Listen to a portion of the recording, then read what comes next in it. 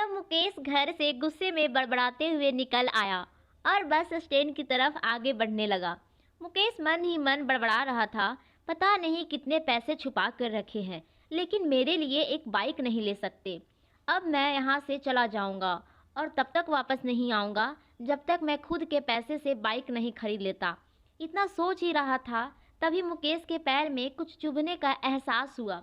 नीचे देखा तो समझ आया कि जल्दबाजी में पापा के जूते पहनकर आ गया। उन जूतों में कील उभरी हुई थी जो मुकेश के पैर में बार बार घाव किए जा रही थी, लेकिन उस समय गुस्सा अधिक था तो मुकेश बड़बड़ाते हुए आगे बढ़ गया। एकाएक मुकेश को याद आया कि मैं पापा का पर्स भी लेकर साथ आ गया हूँ। मुकेश के खुरफाती दिमाग में एक ख्याल आया, क्यों ना आज पापा का पर्स चेक किया जाए, जिसे आज तक उन्होंने किसी के हाथ नहीं लगने दिया। पता नहीं कौन सा खजाना छुपा है इस पर्स में जो किसी को हाथ नहीं लगाने देते हैं। जब मुकेश ने पापा का पुराना पर्स खोलकर देखा तो उसमें पैसे तो नहीं थे, लेकिन पैसों की जगह एक डायरी रखी हुई थी। तब मुकेश ने सोचा, ओहो, तो यहाँ खजाना छुपा रखा है।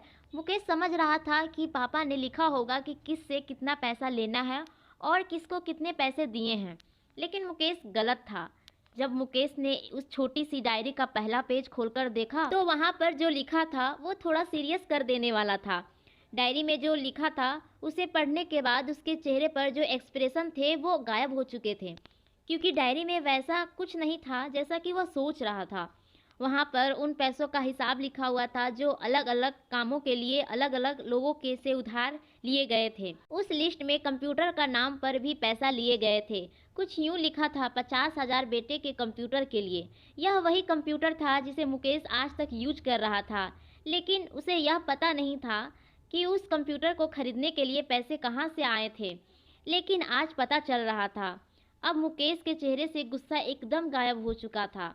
जब आगे का पन्ना पलटा तो वहाँ पे कुछ इच्छाएं लिखा हुआ था। पहली जो विश थी उसमें जो लिखा हुआ था, अच्छे जूते पहनना।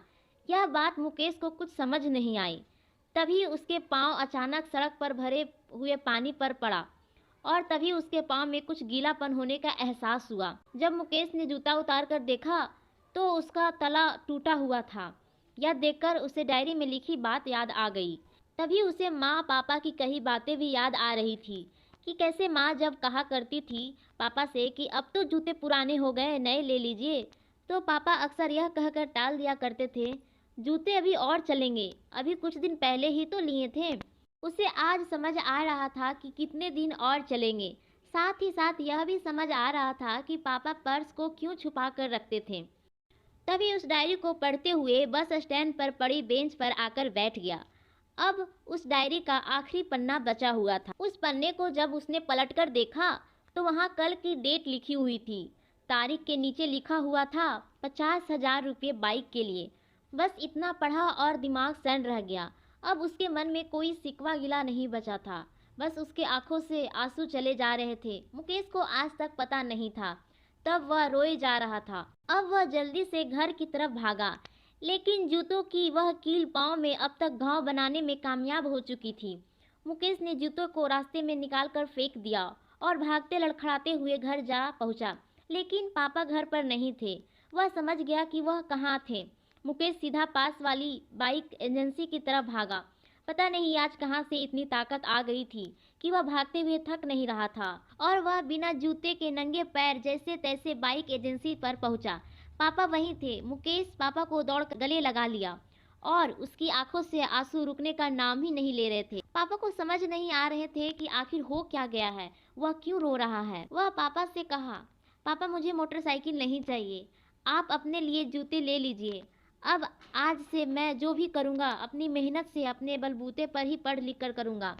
तो दोस्तों, आपको ये स्टोरी कैसी लगी प्लीज़ मुझे कमेंट करके बताएं। अगर आपको ये कहानी अच्छी लगी तो मेरे चैनल को सब्सक्राइब करें, लाइक करें, शेयर करें। कहानी सुनने के लिए आपका बहुत बहुत धन्यवाद।